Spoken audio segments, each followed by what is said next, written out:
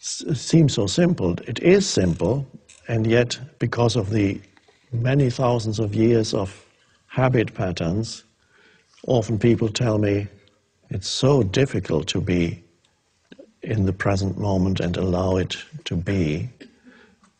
Of course, the opposite is true. Life becomes difficult if you don't. But this is how it appears, that it's difficult.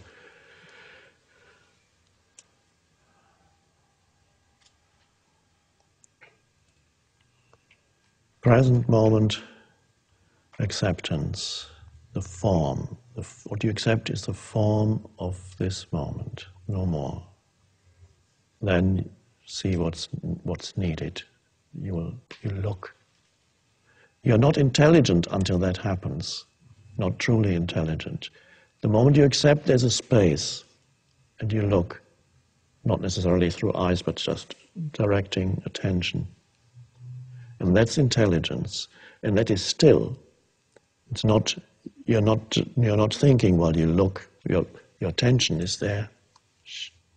That's intelligence. And then action may happen if it's necessary, if the totality requires it. And sometimes holding that space of simple presence in a difficult situation where perhaps at this moment there's nothing you can do, that sometimes is the case, holding the space of simple presence often activates other factors that then come in seemingly from the outside to change the situation. You have activated the intelligence of the totality, so it's not necessarily coming through this form.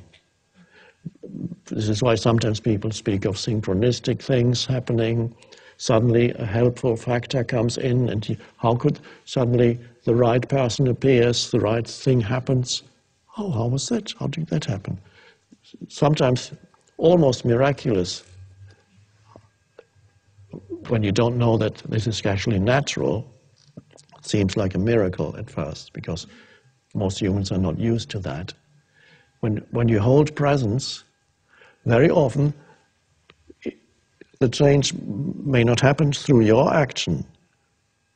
There are many situations, as I just said, where action at this moment is not possible. Perhaps you just have to, for this moment, accept, well, right now, this is how it is. There's nothing I can do. However, I can continue to be present to what is, and alert and still and accepting of the inevitability of this moment. Then a greater intelligence is activated. And then see what happens. Very often you will find change happening in the situation through some factor that you could not have planned or foreseen.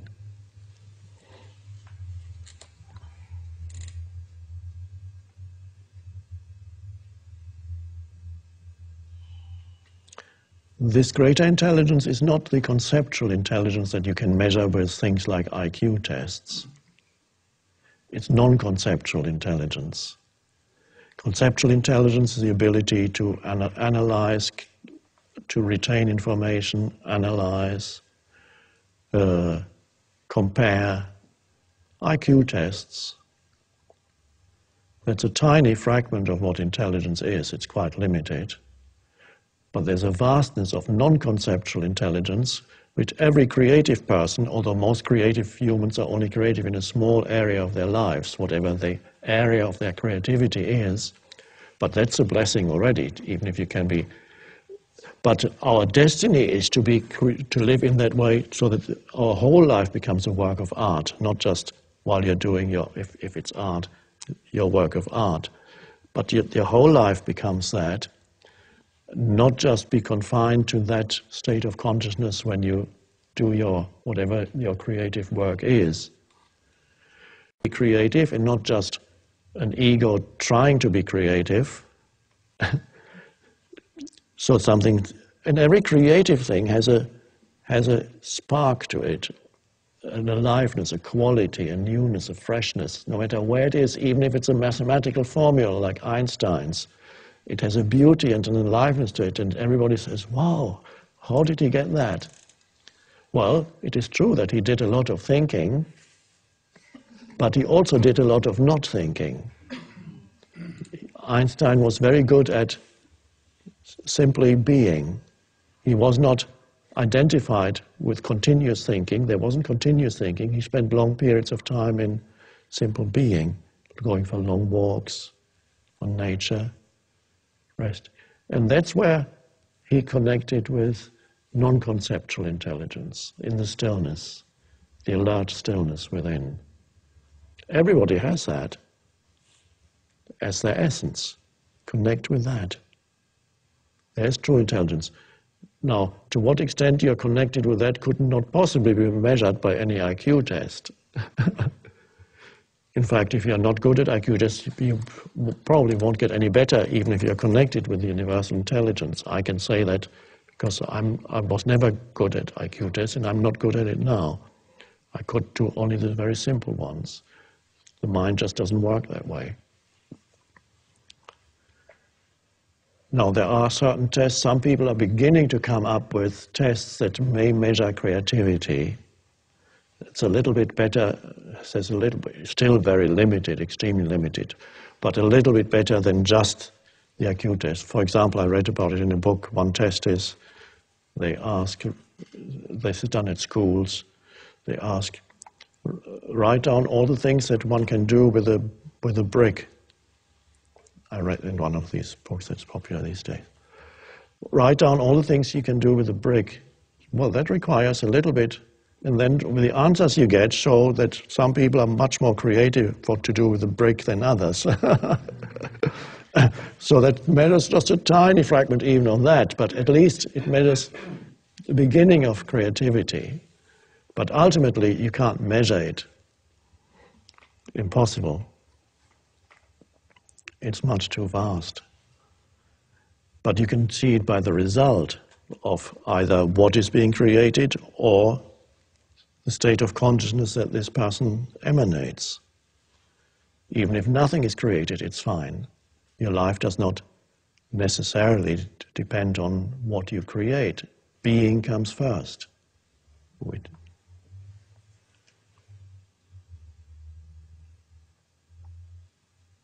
So, access point to intelligence is the now.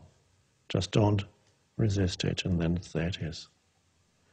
And the formula, again, I've said it before on various occasions. This is almost like a little mathematical form. It's not mathematics, I couldn't do that, but a formula. If you accept the form of the present moment, whatever appears, even internally is part of it, could be an emotion, or some external situation, place, event, person, happening, accept the form of the present moment. By internal acceptance of the form of the present moment, you open yourself up to the formless. But if you resist the form of the present moment, which means what happens, what is, if you resist the form, you get more deeply trapped in your own form identity, the ego. So if you resist form, you get more trapped in form. If you accept the form of the present, no matter how limiting it may seem, because very often the form of the present moment seems like a limitation on your life. Something is impinging on my freedom, even in a traffic jam, and it seems to impinge on, I want to get there, but I can't get there. That's the form of this, and that's just a tiny, insignificant example, but probably in your experience happens often. You're in a traffic jam, so this is just one example of how the form of this moment seems to impinge on your freedom and impose a limitation on your life. Of course, in many other ways it can happen. The body could become ill, maybe find it hard to move. And then, of course, that's a more acute example of the form of the present moment impinging upon you. And again, if you accept, even if it's dreadful, because sometimes something happens that may be drastic, if you can learn to accept, and then when that happens, something drastic happens, but you already have been doing it with traffic jams and other things, to say, this is what is, say yes to what is, the form is accepted, and the moment you say yes to what is, a little bit, at first it's only very subtle, a little bit of spaciousness comes in, put into your life, from behind, so to speak. This is what is. There's a little bit of space has opened up. You're not just trapped in, you're not just a resisting entity. You said it is space. You allow it. Allowing means space. You've given it space, and then you realize that you are essentially formless space. In other words, peace, inner peace. At first, just very gentle in the background, in the midst of any situation, when you accept it, peace.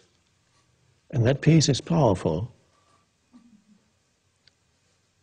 And it can become so powerful that it almost, or sometimes can happen that it obliterates almost everything, and all you feel is, the world becomes just insubstantial, and every problem becomes insubstantial. It's just peace. And so the intensity may vary. But peace is the formless in you. So by accepting the form, the formless within you opens up. This is how something seemingly bad, a limitation, becomes an opening for realization of who you truly are. And so that's by accepting the form, you access the formless. By resisting the form of the present moment, you become more deeply trapped in your own form identity, the resisting, complaining entity. So simple. The entire thing is in the crucifixion, the archetypal symbol. The cross is the dreadful limitation on your life. The cross, torture instrument, limitation, the ultimate bad thing.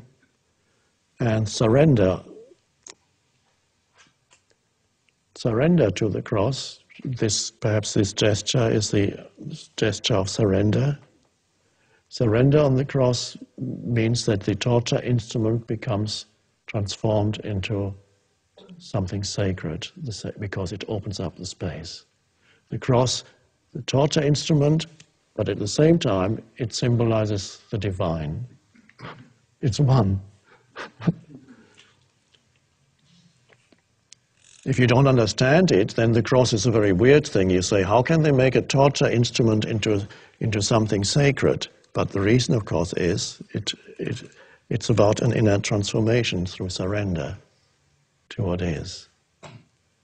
And then you see that the divine is hiding in every situation, no matter how